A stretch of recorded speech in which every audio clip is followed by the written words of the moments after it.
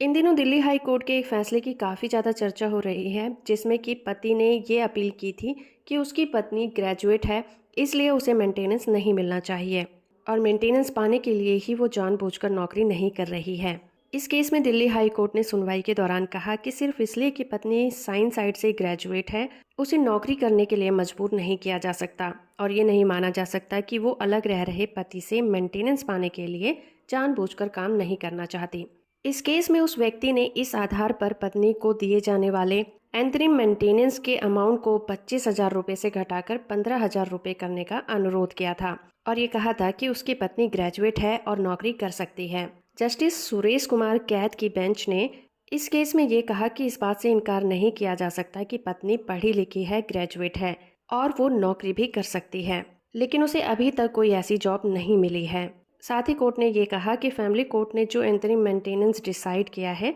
उसमें किसी भी तरह का इंटरफेरेंस नहीं करना चाहिए, क्योंकि इस बात का कोई तुक नहीं बनता कि पत्नी पढ़ी लिखी है तो उसे नौकरी करना जरूरी है और इस बेसिस पर पति अपनी पत्नी को मेंटेनेंस देने से बच सकता है। इस तरह से कोर्ट ने पत्नी की याचिका पर मेंटेनेंस के अमाउंट को बढ़ाने से भी इनकार कर दिया और कोर्ट ने पति के द्वारा एंतरिम मेंटेनेंस के भुगतान में देरी करने पर उस पर 1,000 रुपये का जुर्माना भी लगाया और साथ ही ये भी कहा कि अगर पति मेंटेनेंस देने में देरी करता है तो उसे 6% ब्याज के साथ वो रकम वसूला जाना चाहिए। वीडियो इन्फॉर्मेटिव है तो आप इसे लाइक, शेयर और चैनल को सब्सक्राइब करना बिल्कुल मत भूलिएगा।